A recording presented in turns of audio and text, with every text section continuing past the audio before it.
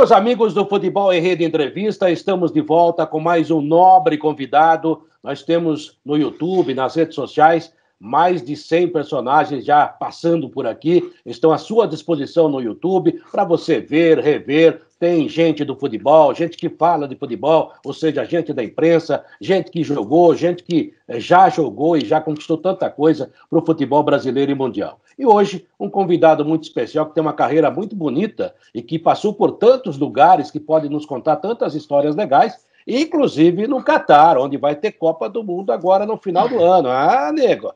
Rapaz, ele vai chegar lá, vai ter um tapete vermelho, porque já é da casa. Meu caro Fábio Seródio, você convidou um cara, o Frederico Batalha. O cara, além de bom jogador de bola, tem nome de bom conjunto musical, viu, cara?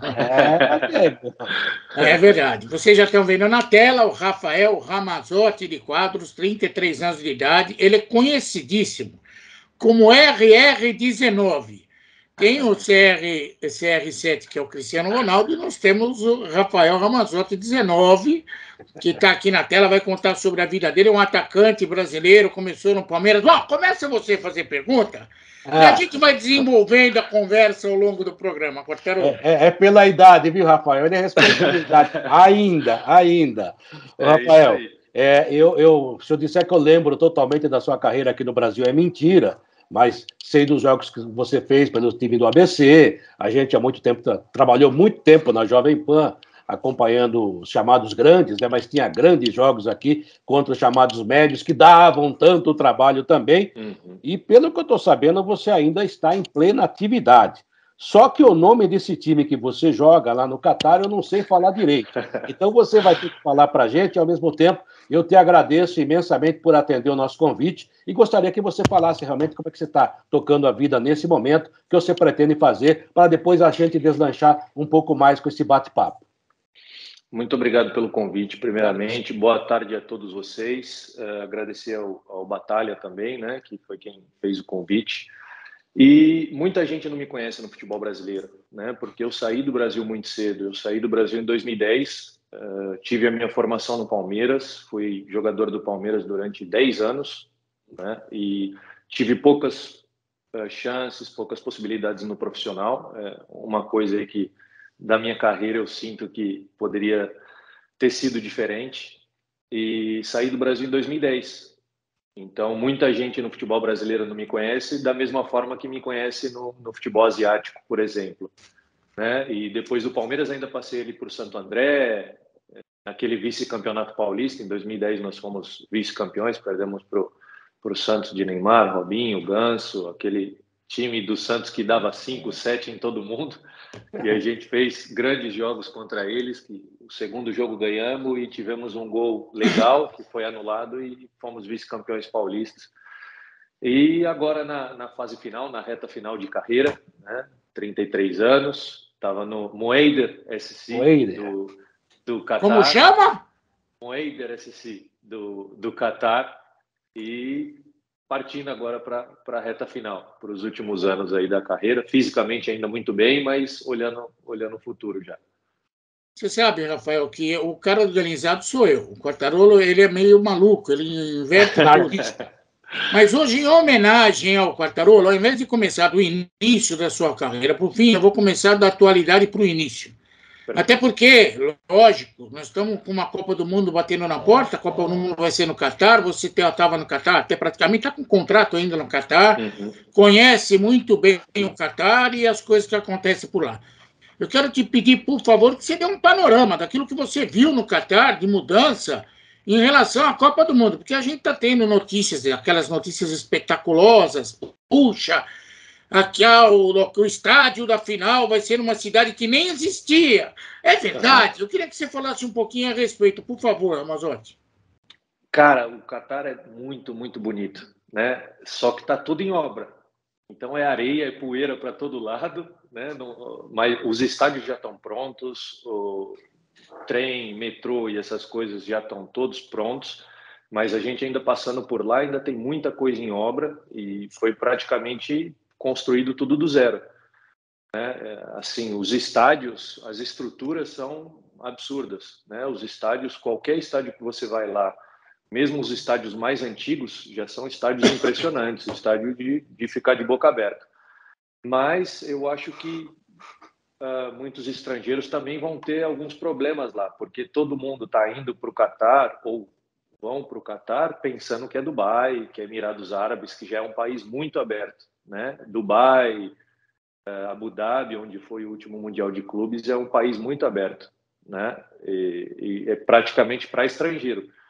E o Catar já é um pouco mais fechado, né? Então, acho que o pessoal vai se surpreender um pouquinho, porque todo mundo tem essa imagem, tem essa impressão de que Catar é igual Dubai. Não é igual Dubai, né? É um pouquinho mais fechado, mas é um país absurdo, todo mundo vai gostar, todo mundo vai se apaixonar pelo país, mas tem esse parênteses aí, que é um país um pouquinho mais fechado, um país um pouquinho mais tradicional, né? E tem a vantagem lá, né, Serode, que areia para construção não falta, né? Tem de sobra, e é uma inveja para nós, né, da nossa incompetência, né? Porque nós temos obras aqui do Pan-Americano de 2007 que não terminaram. Os metrôs do Mundial de 2014, agora aqui perto da minha casa, estão retomando. Mas como o Dória agora quer ser presidente, o cara que entrou, não sei se vai continuar a obra. Então, quando você fala os metrôs, os trens estão prontos, me dá uma inveja. Eu acho que vou virar catariano, não é possível, né? Porque realmente a coisa não anda aqui, nem lá quando precisa anda. Você falou que será um país mais fechado, né? É um país mais fechado politicamente ou até tem a questão religiosa mais enfronhada do que Dubai, por exemplo?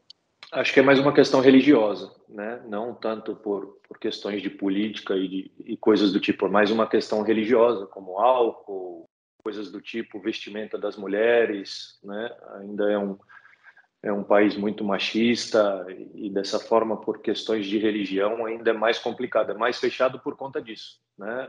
A questão, o pessoal que vai lá, muita gente quer se divertir, quer beber, e eles estão negociando agora para que tenha álcool na FanFest, né? Mas ainda não está certo, não está organizado, mas mais nesse sentido, por questões religiosas, é um país mais fechado, mais tradicional. Desculpa perguntar, é uma curiosidade, eu não vou para lá porque o Quartarolo não deixa. Mas gasta-se muito para sobreviver no Catar? Muito, muito. País muito caro. O Catar é um país muito caro. Quanto custa uma Coca-Cola lá? Por exemplo, o pessoal que quer lá de se divertir vai para tomar cerveja. Eu não bebo. Eu bebo. Então, uma cerveja aí lá, você vai pagar uma média de 10, 12 dólares. Uau! Em alguns lugares. É um país caro. O Catar é um país caro, só que é um país que você consegue usufruir de tudo, né? Então, é um país que você gasta muito, mas em contrapartida você recebe muito bem, todo mundo, né? Então, fica meio ali que um balanço. Quartarolo, deixa eu atropelar você. Sim, não, pode falar. É porque eu tenho uma curiosidade. Você estava jogando no Catar, Não, certo? que eu ia pedir para você editar essa parte. Vamos editar. Vão dizer o seguinte: se alguém lá em Brasília ouvir isso, fala, tá vendo? No Catar, 12 dólares uma cerveja. Por que não pode pagar 10 reais a gasolina aqui? É tudo assim, né? Mas você estava jogando no Catar, e é lógico que eu tenho curiosidade, saber como que vai ser, como que está o futebol catariano. Eu queria que você desse um panorama, como que funcionam as coisas lá, quem é quem, o que você acha da seleção do Catar? Por favor, Amazonas. Assim, hoje em dia, eu passei por vários países, né? Desde 2010, fora do Brasil.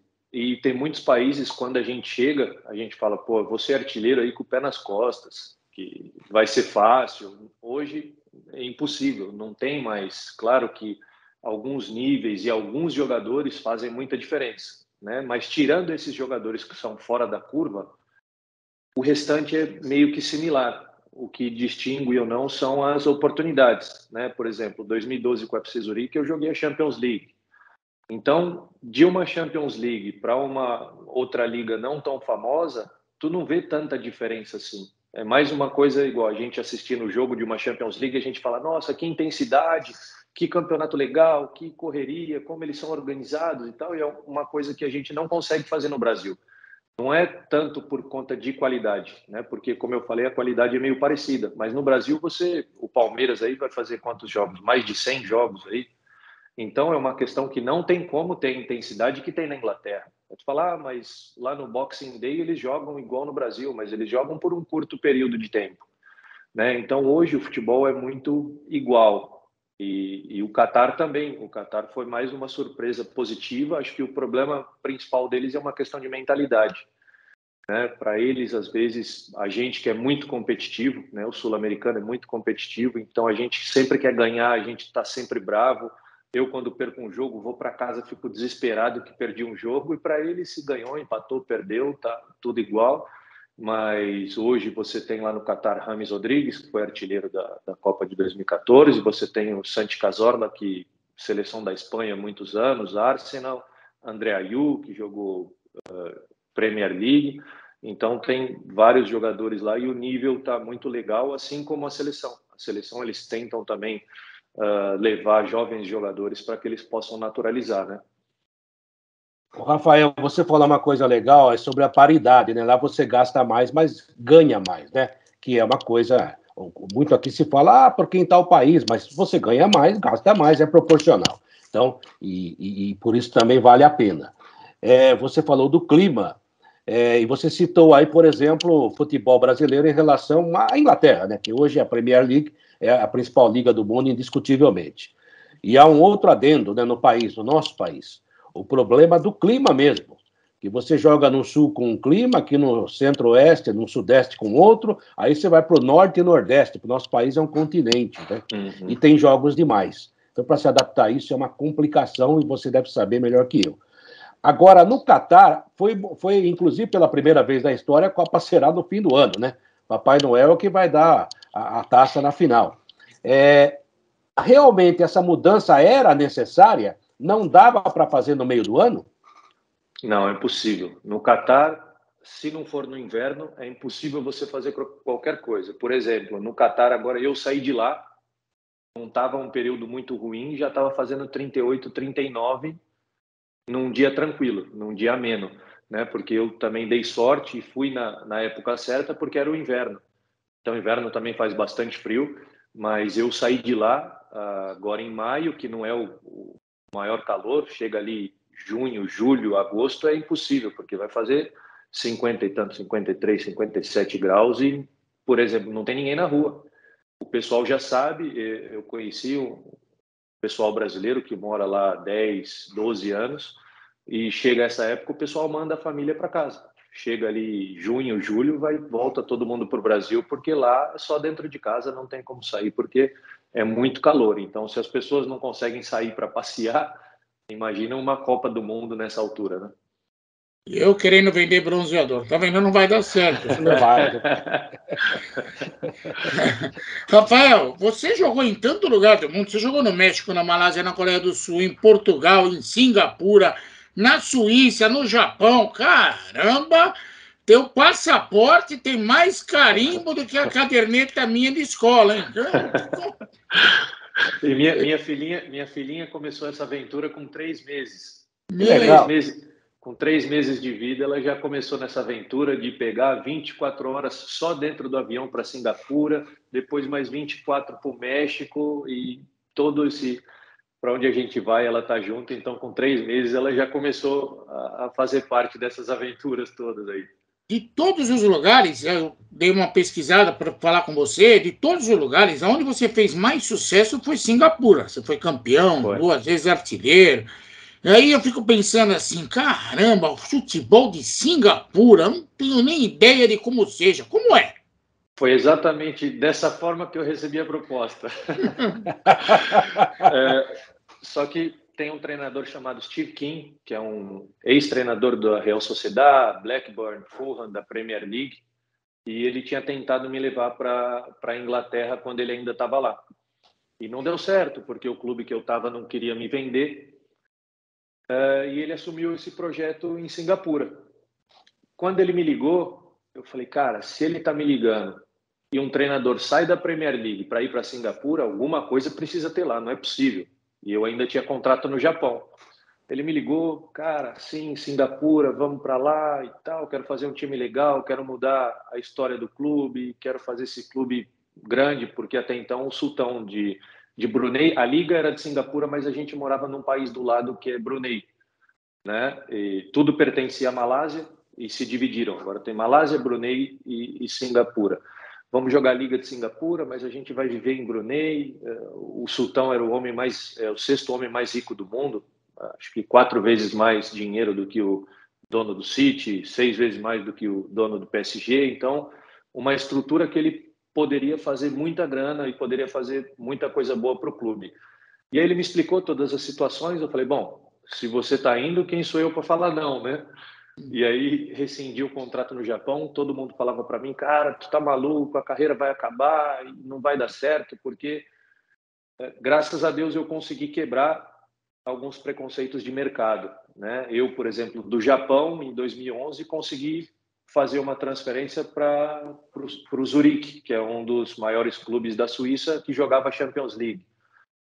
Depois de Singapura, eu consegui ir para o México fazer a final contra o América do México na Copa. Então, consegui fazer algumas transferências importantes aí para mostrar que não tem essa questão de mercado. Se você faz um bom campeonato, uma boa temporada, se você se destaca, sempre vai ter um mercado. E chegou uma hora da minha carreira também que a gente precisa optar, né? Eu venho de uma família muito humilde e eu sempre precisei tomar conta da minha família. E chegou uma hora que eu estava em Portugal, eu tinha uma outra proposta, inclusive do Atlético Paranaense, para voltar ao Brasil, de algumas situações em Portugal. Eu preferi ir para o Japão, né? Porque muitas vezes a gente não para pensar e a gente está muito acostumado e habituado à Série A do Campeonato Brasileiro. A gente está acostumado com o Neymar, com o Messi, com o Cristiano Ronaldo, que é uma realidade completamente diferente do futebol de verdade. Porque o futebol de verdade, acho que mais de 95% dos atletas ganham menos de R$5.000 por mês, né? Então, muita gente, pô, mas o jogador é mercenário, o jogador é isso e aquilo, só que é uma carreira muito curta, uma carreira muito difícil e a maioria ganha muito pouco, né? Então, desde o princípio aí eu tinha essa possibilidade de ficar com um currículo muito bonito e pagar para ver o que ia acontecer ou tentar cuidar e tomar conta da minha família, né? E aí eu optei por tomar conta da minha família. E vai tomar conta da família bem, pode escrever um livro que suas aventuras, né, realmente são aventuras, é porque você conhece pessoas. Aventuras. Eu falo isso para minhas filhas, né? Se você puder viajar, viaje. Você faz intercâmbio, você conhece pessoas. Tenho certeza que a sua filha só cresceu como pessoa, né? Teve novos conhecimentos e realmente o caminho fica mais aberto, na minha opinião, né? E você é um cara muito centrado, né? E você fala, fui para cá, fui para lá, ou seja, faz as contas do que vai acontecer e dentro do seu limite, né? Porque a gente tem que saber o limite da gente. Eu, por exemplo, sei, embora a Rede Globo tenha me perguntado se eu podia apresentar o Jornal Nacional, eu falei, não tenho voz para isso. Você tem que saber o limite da gente. E você falou uma coisa que é verdade verdadeira. Nós, da imprensa, né, e a gente trabalhou em grandes rádios, a gente fica muito na nata, né? Mas a grande população de jogadores, assim como a grande população do nosso país, é uma população que corre atrás para sustentar os 5% que ganham mais. Infelizmente é isso. E você fez muito bem, pensando na sua família. Agora, você tem empresário? Desde 2010 eu trabalho sozinho. Desde 2010, eu que faço os meus próprios contratos, eu que negocio os meus próprios patrocínios e a gente foi aprendendo, né? Como eu falei, eu venho de uma favela chamada Nova República, no litoral de São Paulo, no Guarujá, e essas andanças de vida me transformou, né? Me ensinou muita coisa, me proporcionou muita coisa. Então, quando você também falou isso de falar para sua filha, de viajar, de fazer intercâmbio, eu acho que isso é a coisa mais importante do mundo. Porque talvez se não fosse o futebol, quer dizer, talvez não, com certeza, eu sou muito, muito grato ao futebol. Tudo que o futebol me deu, tudo que o futebol me transformou, me proporcionou, tanto financeiramente quanto intelectualmente. Se não fosse o futebol, não sei hoje o que seria de mim e da minha família, né? Com certeza estaria num caminho legal, num caminho do bem, mas com uma dificuldade absurda como a maioria dos brasileiros. Só uma coisinha, desculpe atropelá-lo, Serodi, que difícil atropelar você, que você é grandão. Você fala foi atropelado por um caminhão, por que não por você? O caminhão está até hoje lá no o caminhão está até hoje no hospital. Está no hospital. O Rafael, você fala quantas línguas? Hoje eu me viro em português, né? Mais ou menos em português, e me viro em espanhol e inglês. Tá bom, tá ótimo. Tá bom, é hora do desafio. Porque todos os caras que aparecem aqui, que jogam no exterior, eu faço uma brincadeira. Mas com você, eu poderia fazer a brincadeira em japonês, em suíço, em Singapura, em coreano, em maladiano, mas Catariano. já que você fez tanto sucesso, pelo que eu vi na internet e tudo, em Singapura, escala o time do Singapura que você jogou de 1 a 11. O meu time? Isso. Mas não vai dar uma de Milton Neves. Honda no gol, Mitsubishi na lateral direita, não. Toyota na zaga, não. Aí é fácil. Ele lembra, hein? Essa dançou, hein? O goleiro Vardum, lateral direito Helmi, o defensor central Brian, o outro Boris Raspudic, lateral esquerdo o Sairol, Endra Hazan, primeiro volante, Aswan Ali pela esquerda, pela direita, eu não lembro, deixa eu pular. Centroavante eu, ponta esquerda o Joan, que é o Aswan Saleh, pela direita Paulo Sérgio. Tá bom. Já que você acertou tudo, eu não tenho nem condição de saber se você errou. Você me dá o nome do sultão e o telefone dele, que eu estou precisando de uma graninha. Como era o nome do sultão? É o nome de família, mais ou menos, Hassaná Bokia. Ok. Que bom que há, Cortana. Que é o nome do estádio, né, que a gente jogava. Então, por isso fica aí mais tranquilo de acertar e de lembrar. Agora, olha, ligou um cara aqui de Singapura, falou que esse Rasol não jogou, não. Ô, louco! Rafael, parabéns, porque você deu no canto, no ângulo superior esquerdo do goleiro Fábio Serotti, que ele sacaneia os caras, aí os caras, poxa, em japonês não vão saber, você foi bem pra caramba. Você foi melhor que o Milton Neves, que a gente trabalhou com o Milton Neves. Lembrei o que estava faltando, Joe Gamble. Tá vendo? Um irlandês, o único que estava faltando. O irlandês no meio dessa pizza toda aí, também. O Milton Neves falava assim, Rafael, pra gente.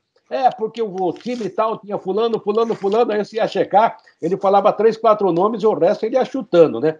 Aí, adivinha por que fim que levou. Mas é um cara genial, maravilhoso. A gente só tem que agradecer ao Milton Neves, trabalhamos tanto tempo com ele e até hoje é nosso amigo. Ô, Rafael, você me parece um cara centrado, empresário que cuida da própria carreira. E qual é esse anúncio que está aí à sua direita, na sua cabeça? O que é isso aí? Acho que sempre me preocupou demais essa questão do pós-carreira, do pós-futebol, né? Porque como eu sustento minha família desde os 16 anos, desde muito cedo, eu me preocupei e pensei o que fazer no pós-carreira. E o Sportbank é um banco digital, que eu sou fundador, junto com outros 2 sócios, né? E a gente quer transformar a vida dos atletas profissionais, principalmente, de clubes, de torcedores, porque a gente sabe que a educação financeira, não só no futebol, mas do público brasileiro em geral, das pessoas brasileiras, é muito complicada, muito difícil, e a gente quer instruir, a gente quer dar uma base para que o atleta profissional, quando termine a carreira, ele tenha a sua garantia, que ele mantenha ali o mesmo padrão de vida para que não tenha sustos, né? E o nosso futuro, quanto mais for crescendo, quanto maior for ficando o Sportbank, nosso sonho aí, e de onde tudo começou, que na realidade começou de um sonho de retribuir ao futebol tudo que o futebol me proporcionou, né? E nosso sonho aí é no futuro ter uma casa do atleta, como se fosse uma casa dos artistas aí que tem. A gente quer ter uma casa dos atletas para cuidar e tomar conta de atletas que tiveram aí uma carreira brilhante, que dedicou toda a carreira ao futebol e não conseguiu financeiramente se erguer, né? Então a gente quer dar toda a estrutura, toda a base para os atletas profissionais quando terminarem de jogar, quando terminarem a carreira ou durante a carreira. A gente quer dar uma vida, porque todo mundo diz que o jogador morre 2 vezes, né? Uma quando para e a outra a definitiva. Então a gente quer que essa primeira morte seja mais suave, né? Que ele tenha que ele possa fazer essa transição aí de uma forma mais natural. Legal, bonito projeto. Se precisar da gente como parceiro, você manda um e-mail futebol em rede contato. Aprendeu com o Milton Neves. @gmail.com. A gente pode ser parceiro, não tem problema nenhum. Mas voltando ao futebol, a gente vai falar mais sobre a sua vida também. Você falou de disputar a final do México. Eu conheço o México, o Quartarolo conhece o México. O jogo foi contra o América. Eu queria que você falasse um pouquinho, porque o mexicano é apaixonado por futebol. O mexicano, eu aprendi a gostar dos mexicanos indo para o México, antes não tinha tanto, só sabia que existia o mal de Montezuma, por isso não comi nada que é apimentado, mas conhecendo um pouco o povo mexicano, eles são apaixonados, cara, é incrível. Às vezes até você pensa que está em alguns lugares de São Paulo. Tamanha paixão. Eu queria que você contasse esse trecho da sua história, como foi disputar uma final contra o América no México? Eu até sofri um pouquinho com esse fanatismo dos mexicanos, porque quando eu cheguei lá, o titular era o Leandro Carrillo, um outro jogador brasileiro, mas que estava nesse meu clube desde o começo da franquia. Então ele era o maior ídolo do clube, era o capitão do time, e quando eu chego, eu começo a jogar e ele sai. Então, desde o início que eu ia para o aquecimento, eu já tomava vaia só por estar ali. Puxa. Mas muito legal. Bem-vindo! Bem-vindo. Mas com certeza o pessoal apaixonado, a torcida se dedica demais e foi um país que me surpreendeu positivamente, porque a gente veio de Singapura, um país onde é sinônimo de segurança, né? Um dos principais países quando a gente fala de segurança, e quando a gente pôs no Google, recebeu a proposta, eu e minha esposa colocamos no Google ali, Cidade Juárez, estava lá, Cidade Juárez, a cidade mais perigosa do mundo. Ele olhou para mim assim e falou, não sei se vamos não, hein? Aí eu liguei para o Carrillo, mandei mensagem, ele falou, cara, pode vir tranquilo, que não tem problema nenhum, pode ficar à vontade, e foi isso, deu tudo certo. Uma experiência maravilhosa, acho que deve estar aí no top 3 de nível assim de futebol, porque muita qualidade, muito bom o futebol mexicano, muito bom. E todo time que você joga contra é o jogador da seleção do Chile, jogador da seleção do Uruguai, jogador da seleção de não sei de onde. Então, assim, o nível é de verdade muito alto ali no México. O Rafael, uma coisa que você falou que eu acho que pressiona muito o jogador quando entra no time, é substituir um jogador que tenha muita história com aquela camisa. Aí isso vive acontecendo, né? E às vezes o jogador que entra tem muita qualidade também, mas ele fica de tal forma pressionado. Por exemplo, você entra no lugar do centroavante, que teoricamente devia fazer muitos gols, afinal o cara é ídolo. Quando você não faz gol, o cara já lembra do outro. E não só a torcida, nós também da imprensa somos chatos. Quem já teve Carrilho, agora tem Rafael. Essas bobagens acontecem.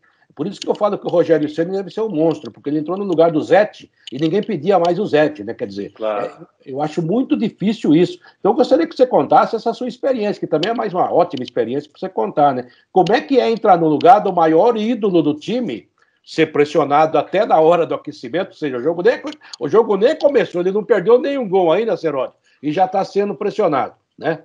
Opa, você está aí? Está aí, voltou. Estou aqui. Voltou? Vocês não voltaram. Agora voltou. Apareceu para mim. A pressão é a internet do Quartarolo que faz isso. A pressão é tanta que até a internet tirou ele do ar. Você vê só, o cara não fez nenhum gol, está no aquecimento e é pressionado. Como é que é isso, Rafael? O futebol é muito psicológico, muito psicológico. A gente fala futebol é qualidade, beleza, tem razão, futebol é qualidade. Mas a minha modesta opinião como atleta profissional, eu acho que o futebol, a questão psicológica é mais importante do que a questão da qualidade. Não estou falando, tá? Não estou falando que a qualidade não é importante, porque se não tem qualidade, o cara não vai virar jogador profissional. Mas a questão psicológica é muito importante. Porque, por exemplo, para vocês pensarem, por que um cara dá certo num clube, não dá certo no outro clube? Aí sai desse clube, vai jogar num outro lugar e arrebenta de novo. É uma questão psicológica. O futebol é muita pressão. Por isso, hoje em dia, esse acompanhamento psicológico e tudo isso aí esse pessoal que faz a questão de performance, que cuida de jogador, alta performance, isso, aquilo, é importante, não é conversa. Porque é um cara, eu, por exemplo, eu subia para o campo e eu já tinha comigo mesmo que eu não posso errar um passe. Então, além da cobrança que você já tem, porque eu sou um cara muito exigente comigo mesmo, eu sei que eu preciso fazer bem por conta da qualidade que eu sei que eu tenho, mas tu ainda carrega aquela carga extra de saber que tu não pode errar, né? Então, tu erra um passe, e o futebol é muito assim. Por isso tem alguém, às vezes, que está sumido e tal, de repente acerta um passe e faz um gol. Porque o cara consegue recuperar a confiança. Da mesma forma que ele erra um passe, erra 2, erra 3, acabou o jogo. Isso é uma questão psicológica. E o futebol exige isso demais, exige isso demais. Futebol é muito psicológico, muito. Eu concordo com você. Até porque acho que uma das principais estrelas que o Brasil produziu recentemente não alcançou o topo, porque não tem foco, tá mais interessado em outra coisa do que em futebol, e aí complica. Bom, Você falou em não errar passe. Aí você jogou na Coreia do Sul, em que você podia acertar quantos passes quisesse. O problema era acertar o jogador, porque são tudo parecidos. Que maldade. Como é jogar na Coreia do Sul? Dá para distinguir. Os caras têm que jogar embaixo do distintivo, tem que ter um crachá, porque senão não dá para ver pelas costas. Tem que ter legenda, Serol, tem que ter legenda. Na Coreia do Sul é fácil jogar, Rafael? Eu, no primeiro clube que eu tive lá, foi muito bom, mas, assim, fisicamente eles te exigem demais. É um futebol muito... Não futebol, mas a comissão que eu peguei era muito antiga e eles não se atualizaram. Então, a gente fazia, assim, treino de 2h30, coisa que não existe mais. No México, por exemplo, eu treinava 1 hora e a gente voava em campo, só que era focado em qualidade. E na Coreia, não. Na Coreia, eles queriam te ver correndo 2h30. Só que quando o teu treino é muito longo, a qualidade vai diminuir muito, porque não tem como tu manter uma intensidade do jeito que eles queriam e qualidade junto, né? Mas o primeiro clube que eu tive, por exemplo, o Daejeon Hanwha, que foi comprado pelo maior clube, pelo maior banco coreano, é um estádio de Copa do Mundo, uma estrutura muito boa. Então, o futebol coreano, eu gostei demais também do futebol coreano.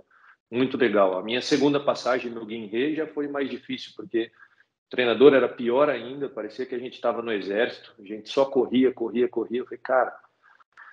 Então, nesse segundo clube aí que eu tive na Coreia, eu falei, eu preciso ir embora daqui, senão eles vão me fazer parar agora. Porque quem joga 6 meses nesse clube aí, encurta uns 4 anos de carreira.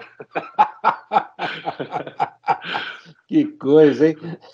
Ô, Rafael, você falou da sua filhinha, falou também da sua esposa. Por favor, o nome delas. Graziela Ramazotti, minha esposa, e Anabela Ramazotti, minha filha. Minha esposa está comigo desde os 16 anos. Né? Completamos aí 12 anos de casado, 16 anos juntos. E sempre a minha companheira, minha guerreira, está sempre aí do meu lado, sempre me apoiando, né? Então a gente vai tocando a nossa vidinha aí, e a família é sempre do lado, que eu acho que sem isso aí não tem como dar certo. Então, viu, Rafael? Então, é isso aí. Mas ele deu sorte, Quartarolo, que a mulher dele gosta de fazer compras sempre num lugar diferente.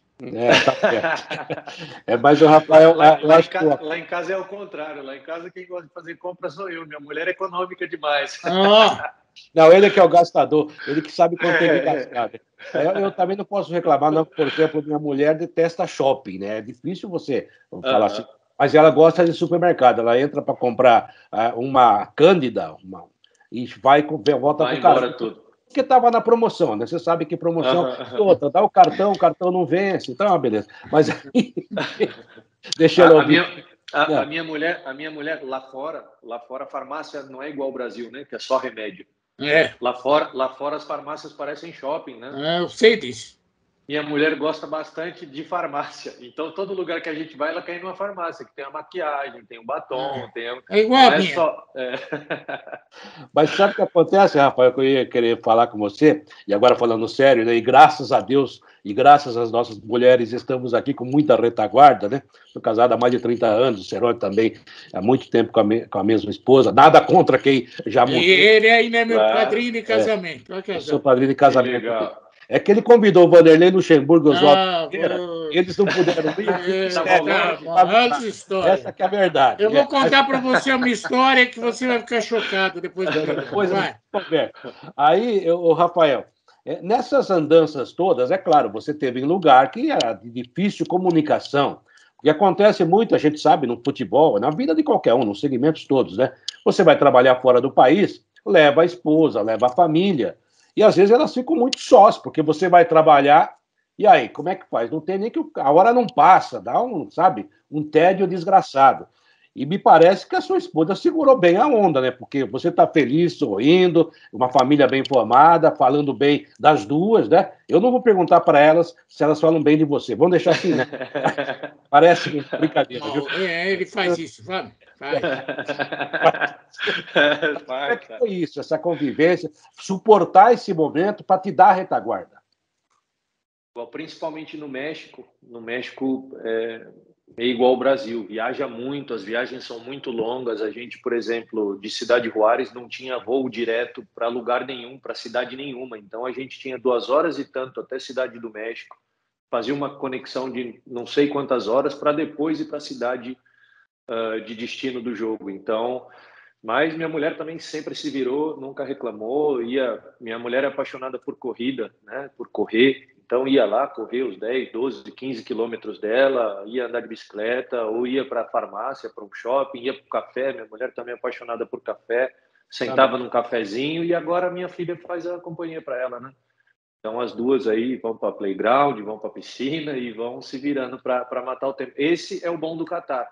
O Catar, independente do jogo, se é fora, se é em casa, é tudo perto. Tanto que a gente não vai nem de ônibus para os estádios, para os jogos. A gente vai dirigir no próprio carro até o estádio, depois pega o carro, vai embora, tudo certo, não tem concentração, não tem nada, então é uma beleza. Opa, que legal. Que legal. Bom, eu ainda tenho muita curiosidade. Você jogou no Zurique. Zurique, certamente você não ganhava prêmio em chocolate suíço, mas disputou Champions League. Eu queria que você falasse um pouquinho. Zurique na Suíça. Afinal de contas, a Suíça será adversária do Brasil na Copa do Mundo. Uhum.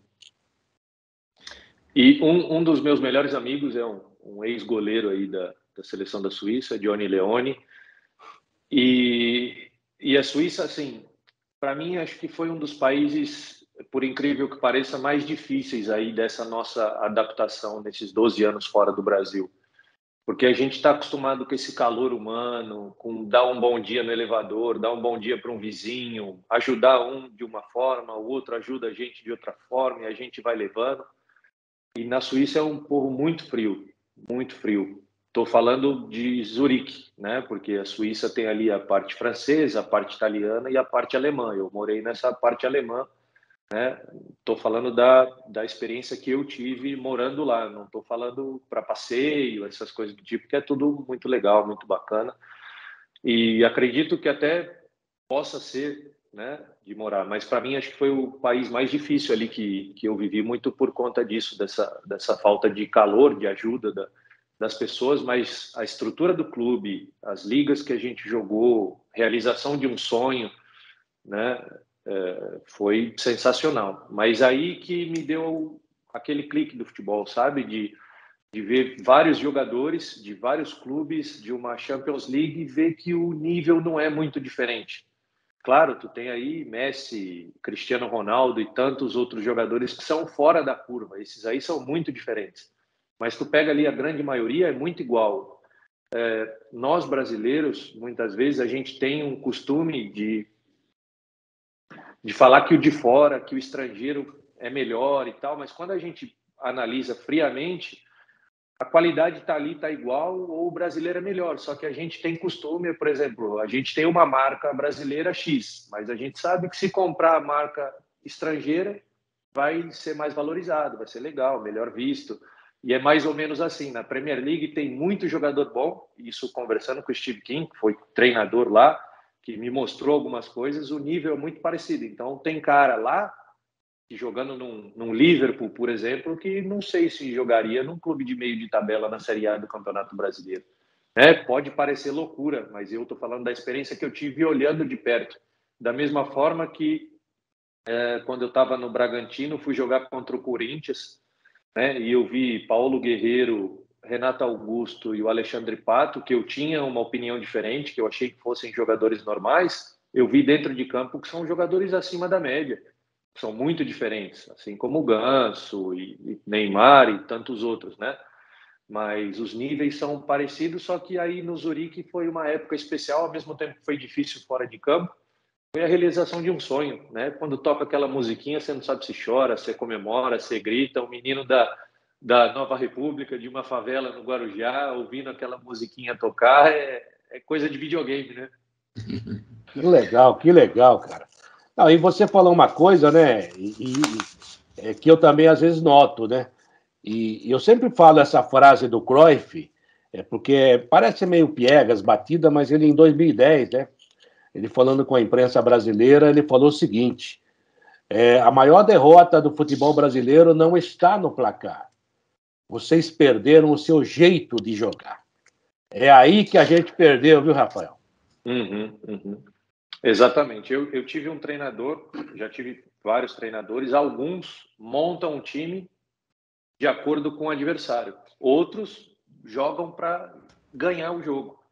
Que você vê Klopp, você vê Guardiola, que dificilmente eles alteram a forma de jogar, né? Então, mas assim, hoje a gente reclama muito da seleção brasileira e com razão, porque a gente também tinha caras fora do parâmetro, né? A gente teve aí seleções absurdas e a gente sabe que a safra é diferente, mas fora do Brasil, principalmente, quando a gente começa a falar, por exemplo, eu estava jogando ano passado com argentino, com uruguaio, ou qualquer outra seleção, quando a gente fala, pô, você acredita que o povo no Brasil não acredita que a seleção pode ganhar a Copa do Mundo? Os caras não entendem, os caras falam, pô, vocês estão malucos, porque quase todos os jogadores da seleção brasileira seriam titulares em qualquer outra seleção do mundo, né? E todo mundo, acho que as pessoas lá de fora acreditam mais que a seleção possa ganhar do que a gente, porque são poucas peças que eles têm de reposição. A gente fala de uma nova geração da seleção da Bélgica,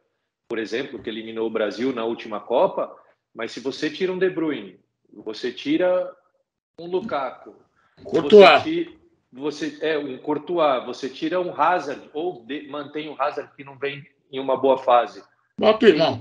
Quem que eles vão colocar? Né? Então é muito difícil, e a seleção brasileira, mesmo da forma que a gente vê, que não é a mesma seleção que a gente tinha lá atrás, ainda é uma seleção muito boa, assim. Ainda dando um giro na tua carreira, por tudo que você passou, faltou falar do Japão e de Portugal. Portugal, acho que os caras falam português. Foi fácil. O cara passou Malásia, México, Coreia, Catar. Portugal tirou de mansinho. A mulher dele até achou interessante. Mas com relação ao Japão, nós aqui, o Quartarolo já passou por treme-treme no Japão, já entrevistamos muitos aqui que tiveram problema com terremoto. Lá você não teve nenhum abalo sísmico. Eu não tive nenhum, por incrível que pareça, eu tive um terremoto na Suíça e não tive nenhum no Japão. Vou viajar para o Japão primeiro. E para você, eu cheguei no Japão em julho e acho que o tsunami foi em maio. Então eu cheguei quando o país estava se reconstruindo, né? E o Japão, se você pergunta hoje para minha mulher, o país que ela mais gostou de viver. E eu também. E eu estava em um clube pequeno da primeira divisão, mas um clube brigando para não cair. E o calor, o carinho da torcida, absurdo. Porque no Japão as pessoas não vão para o estádio igual nós, sul-americanos, né? O pessoal vai para o estádio como vai para um teatro. O cara não tem goleiro, chuta para fora, tá todo mundo batendo palma, e legal, e maravilha. Acabava o jogo, meu time brigando para não cair, acabava o jogo, a gente tinha um monte de presente, a gente demorava 1h30 para andar 100 metros até o carro. Então, assim, eu falo para muita gente, na Champions League foi muito, muito legal, mas onde eu me senti jogador de verdade, que a gente fala, não dublê, né? O jogador de verdade foi no Japão. Mesmo com Suíça, com Champions League, no Japão, a estrutura, tudo que eles te proporcionam, o carinho que você tem, o respeito que você tem, as pessoas, né? Você aprende muita, muita coisa ali. Então, o Japão foi sensacional. E Portugal foi meu primeiro país fora do Brasil, né? Foi quem me abriu as portas. Eu sou muito grato, inclusive, ao Gil Vicente, que foi o clube onde eu fui campeão da segunda divisão do Campeonato Português, né? Joguei, depois voltei depois do Japão e da Suíça, ainda volto para o Gil Vicente para jogar a primeira divisão do Campeonato Português, mas foi muito bom em Portugal, porque a história foi muito boa. A gente foi campeão, um time que estava 7 anos na segunda, né? Não conseguia subir, e a gente subiu. Tem até um amigo, o Cláudio, que mora em Portugal aí, acho que mais de 20 anos, estava lá e jogava a segunda divisão, não sei quantos anos aí. Eu brinco com ele até hoje que eu tive que ir para lá para fazer com que ele jogasse a primeira. Escuta, você ouviu falar em Jesus lá, não? O Jesus lá não era tão famoso como é aqui. O Jorge? É. Não, aqui é mais, né? Aqui até, porque lá ele também agora está com uma rejeição muito grande, né? Mas na minha época ele também era forte, Benfica e tudo isso aí, Sporting, né? Mas acho que no Brasil ele se tornou maior até do que lá. Você imaginava que Paulo Souza, Vitor Pereira, Abel Freira, Gesualdo e tantos outros um dia iam encontrar no Brasil a terra do sonho? Terra prometida. Terra prometida. Na realidade, o Brasil é meio que moda, né? Então, deu certo e começou, e vem, vai ser assim até parar de dar certo. Até Cabral. Né? Até aparecer um uruguaio, até aparecer um colombiano, até aparecer coisas do tipo, como já tentaram aí outros estrangeiros, né? Mas tem treinador, claro, que você tem que tirar o chapéu aí, que é o que o Abel vem fazendo aí, é impressionante, né? Agora, Rafael, é nesse ponto aí. Por que está no ostracismo o técnico brasileiro? Foi uma situação, é uma situação de mercado, é que eles acham que não tem mais o que dar, ou realmente é aquilo que você falou, inclusive, numa das suas respostas. Ninguém se desqualifica melhor que o brasileiro. Na realidade, é que, primeiro, que a licença de treinador brasileiro não serve lá fora. Né? Isso é uma das primeiras coisas aí que precisavam ser mudadas. Na Argentina, por exemplo, tem muito treinador. Muita gente fala, por que não tem treinador brasileiro lá fora? Porque o cara não consegue trabalhar aqui no Brasil e fazer o curso da UEFA, por exemplo, porque não dá tempo. Então, precisava E é caro, precisava ter uma licença aqui para que o cara pudesse ir lá para fora, que é o que fazem os argentinos. Porque tem um monte de treinador argentino lá fora. E uma outra coisa é que eu na minha opinião, tá? Sem polêmica, mas eu acho que nós tivemos aí muitos treinadores que sentaram em cima dos títulos, né? E não se atualizaram. E não estudaram, não continuaram evoluindo, que foi o que aconteceu com o futebol. Muitos treinadores aí foram só pelo nome. Eu ganhei aí não sei quantos títulos, eu tenho meu nome, minha carreira estabilizada, estabelecida, e vão tocando dessa forma, sem se atualizar, né? E aí por isso que a gente foi perdendo espaço, porque um cara, um treinador brasileiro aí, não sei, treinador top, estamos falando, ganha 300, 500 pau. O cara pode pagar um professor particular para falar o inglês, né? E quando vai lá para fora, que é o diferencial de Klopp, de Guardiola, não é só tecnicamente, taticamente. O Pep Guardiola não aceitou assumir o Bayern enquanto não falava alemão, quando não falava inglês. Então, são caras que se preparam para o desafio. Normalmente, nós, brasileiros, a gente espera o desafio aparecer para depois correr atrás do prejuízo, né? Conheço um que chegou lá falando que falar espanhol era fácil. Pero sí, pero no.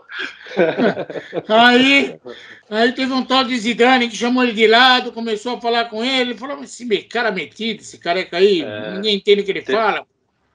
Teve a história dos dois períodos, né? Que o pessoal lá fora treina um período só, quiser colocar 2 períodos e não aguenta, né? E não tem bingo! Não tem bingo! Uma loucura, bingo.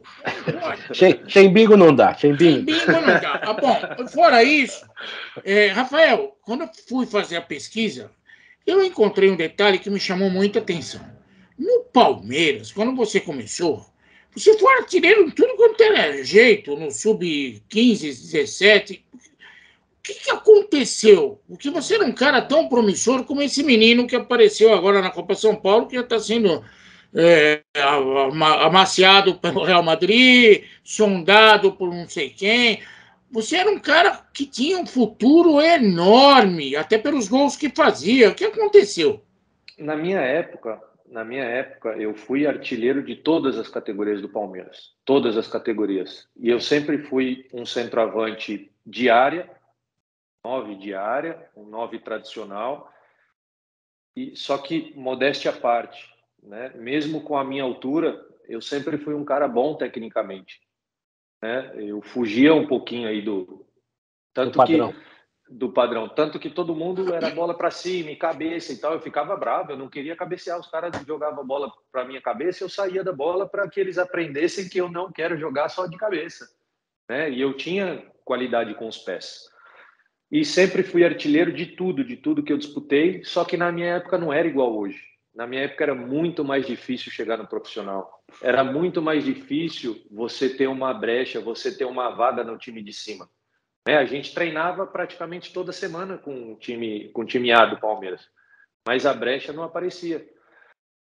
Eu acho que se fosse hoje, seria muito, muito, muito mais fácil. Porque hoje, você vê, eles puxam 10, 15, 20 jogadores. É um menino, às vezes, que é reserva nos juniores, por exemplo, mas está lá. Eu tenho certeza que com o número de gols que eu fazia lá atrás, com certeza eu teria um caminhão de oportunidades hoje em dia. É verdade, é verdade. E já estamos caminhando para o encerramento para dar um abraço ao nosso Rafael também, mas uma pergunta final justamente sobre isso, né? Porque você estava numa fase, se eu me lembro bem, em que o Palmeiras não tratava a categoria de base como trata hoje. A partir do Paulo Nobre, inclusive, você não precisa nem falar diretamente isso, mas a gente sabia que tinha dono a categoria de base do Palmeiras, era muito complicado.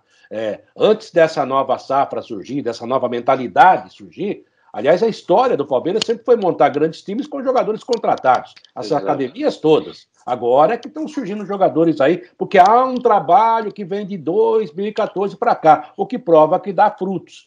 Na época, não. Na época era uma baita de uma confusão, jogador de baixo subir. Subiu o Wagner Love, aí subiu o Caçapa, não tinha jogador para subir e tinha bons jogadores lá.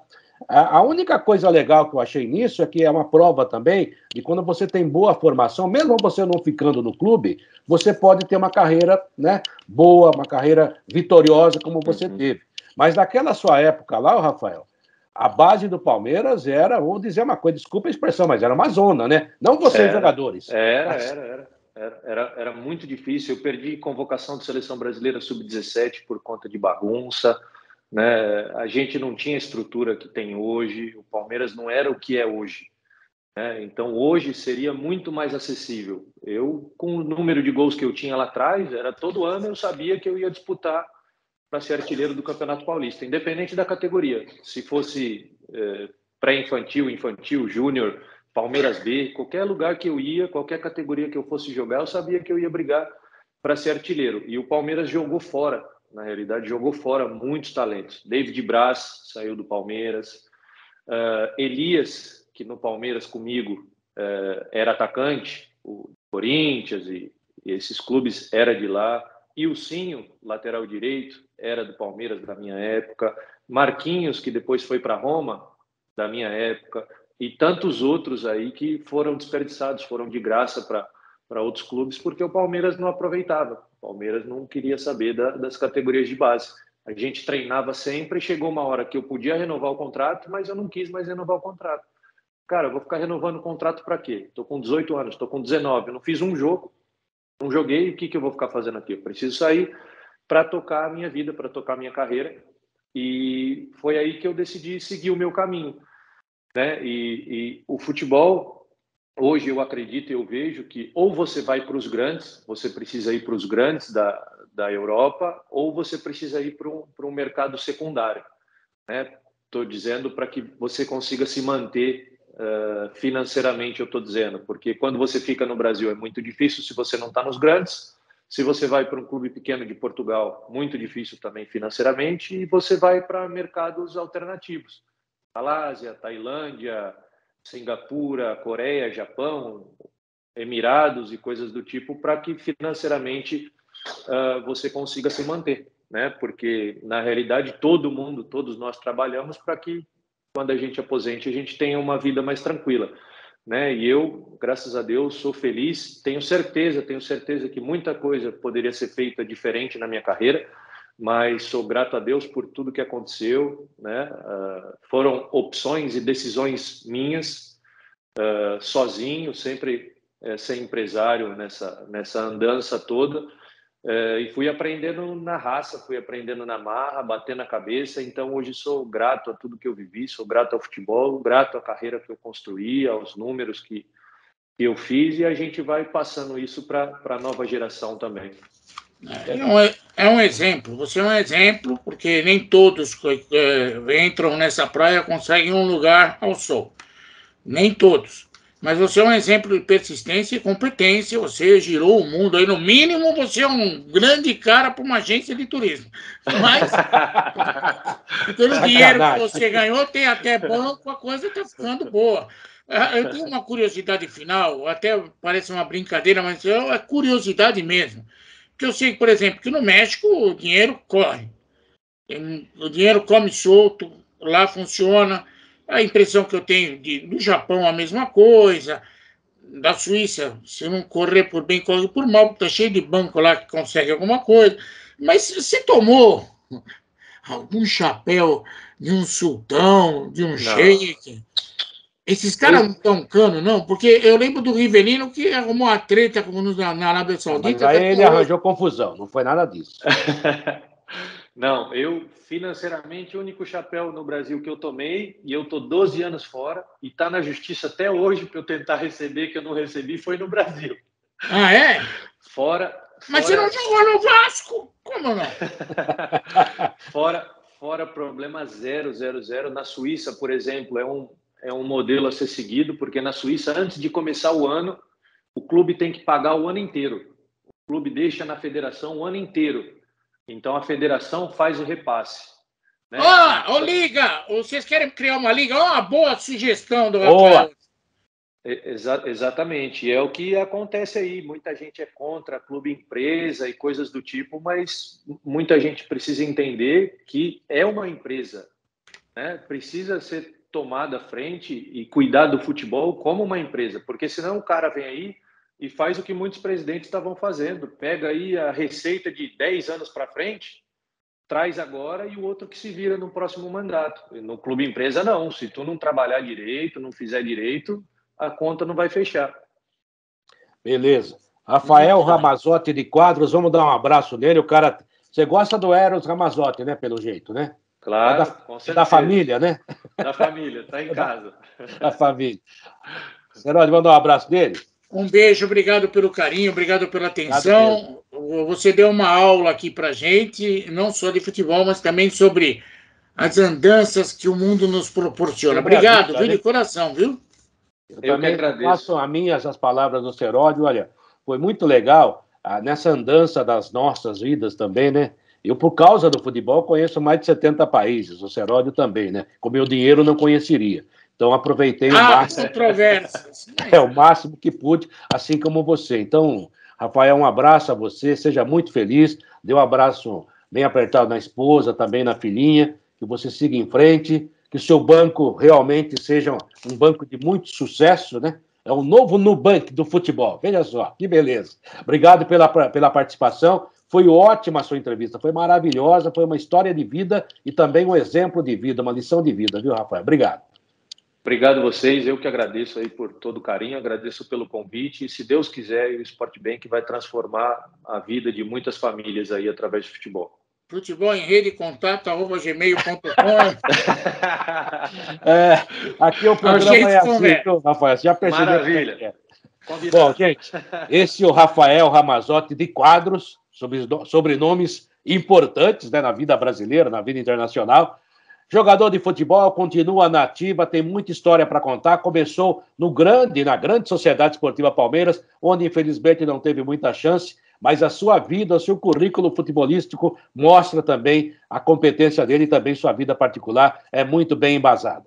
Foi mais um nobre convidado aqui no Futebol em Rede Entrevista. Obrigado a você que nos acompanha e vá lá no YouTube, mais de 100 personagens, estamos chegando quase 110, né? Rafael, acho que é o 108º por aí, já à sua disposição, você vê o que você quiser, histórias maravilhosas. Um abraço, gente. Tchau, Serode.